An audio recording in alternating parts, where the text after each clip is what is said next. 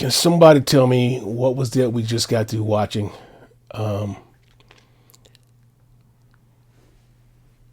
Carolina beat Florida State 96-85. And I was just pretty much set through the entire game in a comatose state of mind. But before I can get into the game, I believe Corey Alexander, I guess the color guy for the game, has a really good basketball IQ and somewhat of a historian, but I'm really getting tired of hearing him refer to his sidekick, the play-by-play guy, David O'Brien. And the reason why I know his name is David O'Brien because I went and looked it up. I'm so sick and tired of OB. How many times did we hear OB tonight? OB, OB, that OB. And then once he was kind of tired of OB, it was Leonard Hamilton Day. Yeah, I know this is his last season. He's done. He's hanging it up. I mean, he should have done this a long time ago. I mean, not being disrespectful. I mean, the man, give somebody else a chance who has a family, a young family that, he's trying to make his way through the coaching ranks as well. You give somebody else an opportunity. I mean, you have your accolades. You did your thing. Just go ahead and give somebody else. I mean, to me, that's just being selfish and greedy. But that's I just mean. I guess some people think I'm wrong for feeling that way. But it was either Leonard Hamilton Day or OB, OB, OB, OB, OB, OB, OB, OB, OB, OB. I did not know this man's name, Dave O'Brien, until let me see what this man's name is. UNC win 96-85. Did you see this the beginning of the second half? Yeah, I thought I was sitting at a funeral. Did you see? It was like there was no either side, whether it was Florida State or UNC, there was no really enthusiasm to play the game as it was at the beginning of the first half, and the people there that watched the game was just. That's why I guess that's why I was echoing OB, OB, OB, and Leonard Hamilton Day. And so I mean, and then I'm just watching, but I mean, we were playing a little bit just more. I mean, Hubert Davis likes to use the word togetherness. I wouldn't say it that. I mean, we had a little bit more energy than Florida State in the beginning of the second half, but it was lethargic kind of. I mean, it took a while for them to really get. I guess they need to get the lathered up in the sweat and perspiration. I think that's what they needed to do. It was just. But I was disappointed in our defense, especially our perimeter defense. I mean, what is the use of us hitting a 3-point shot and then just turn around and then just totally not even understand where you should be at half court, and let the guys just sit on the wing there and just for wide open three. You're so concerned about the paint. I get that, but at some point you have a 3-point shooter, and they had a legitimate 3-point shooter on a court. I forget his name. I would imagine. Wow, this guy was 4 for 6. Jerry Dean, he was 4 for 6 from 3-point. Maybe that was him. I think it was him. He said 16 points.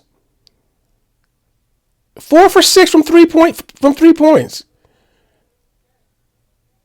Well, no, I don't know. Scratch that, because I mean this guy was from the bench, Jerry Dean for Florida State, and then there was a starter, Jameer Watkins. I think he the one that got hurt, twisted his ankle. He was 3 for 6, 50% from 3-point line.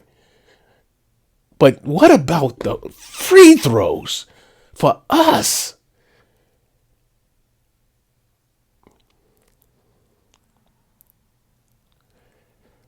Will we ever see RJ go consecutive games without missing a free throw again? I'm not. Hey, listen, I'm not here to be a Debbie Downer or whatever. I mean, I'm really glad we got the win. And I pretty much knew Leonard Hamilton would have his team ready to play. I mean, he's a good basketball coach, you know, probably Hall of Famer for the. I think he's won a championship, this national ship, and he put some wins in, got a lot of wins. I think he's right now trying to get his 200 win. I'm not sure he's going to get it, but he may get it. I'm just saying. But let's just look at the numbers here. Coming off of the bench, we had Jalen Washington coming off the bench. He had 18 minutes. He put up 10 points for us, which is really good. Seth Trimble was really big coming off the bench. He did 25 minutes, 17 points for us. So you got to appreciate that. I was a little disappointed in Cade Tyson, waiting on the wing and not having the hands. Again, maybe this league is just a bit too much for him, too fast for him, and missing that the ball going out. Who threw the ball? Was it RJ or no? It was Cadeau, I think. Let's not even talk about Elliot Cadeau. I like Elliot. I think he's a legit 5-star recruit coming out of high school. But he's a liability in many ways, shooting and turning the ball over. When was the last time the University of North Carolina men's basketball team had a point guard that was that turnover prone?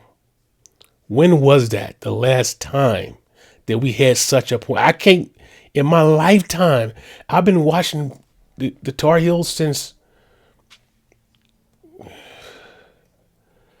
1976, 77, and I don't recall seeing a point guard turn the ball over. And we had point guards that wasn't, a shoot first point guard, and was inconsistent with their shooting, but this liable at the point position.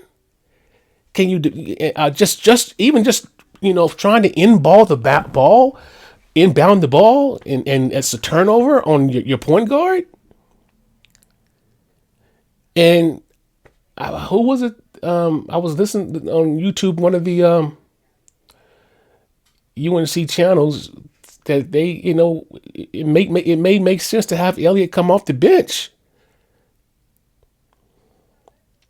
going forward.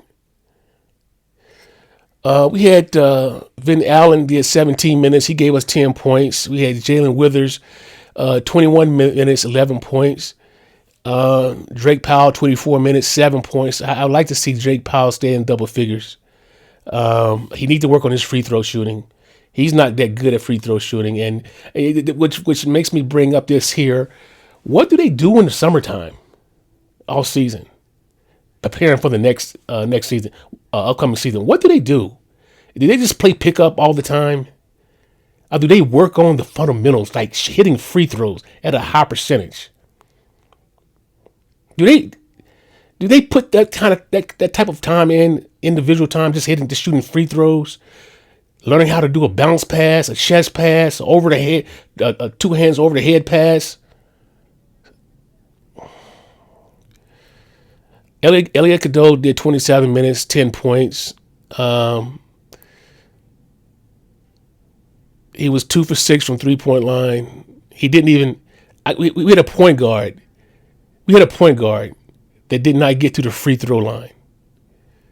Did not. You got to put that. A point guard have to get to the free throw line. Penetration without turning the ball over. You have to get to the free throw line.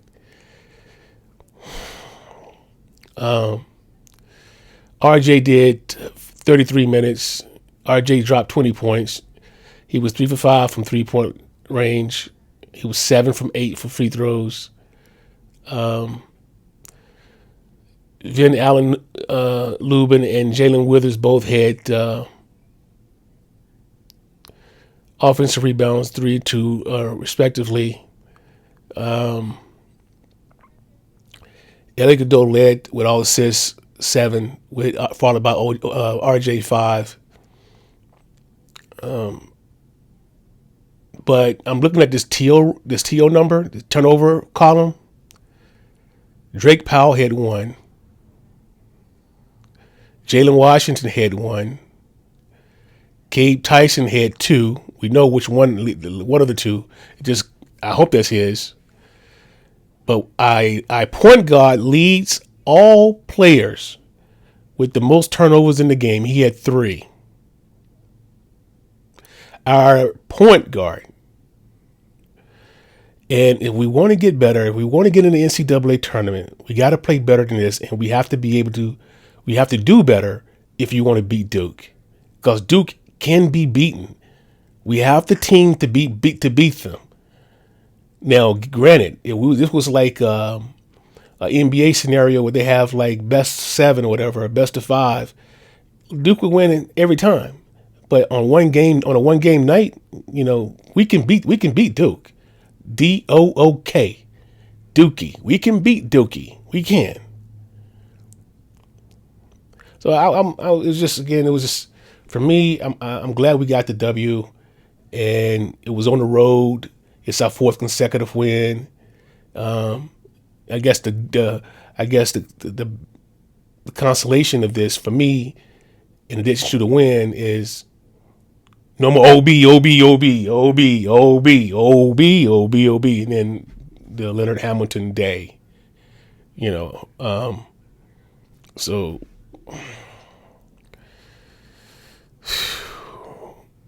I'm looking forward to us play better defense, perimeter defense. I really hope that we play better perimeter defense. We have Miami coming up at home March 1st, which is, what's that? What's the day, 24th? So that's Saturday that we play in Miami. It's a 12 o'clock. It's a noon game. So I'm hoping that the young fellas are going to be up for that. And then we have Virginia after that, Virginia Tech, and then we play Duke at home. So, all right, that's my reaction of the game. JMax Sport 24/7. I appreciate all you guys that have subscribed to the channel, and if you have not subscribed to the channel, I wish you consider subscribing to the channel and give me a like. It doesn't take much to go ahead and do that, and again, you'd be helping OG out by giving me a like and share with a hater. Appreciate you. Leave your comments on the other side. If you do so, I answer you, and let's talk sports. And to our next video. Talk to you later. Peace.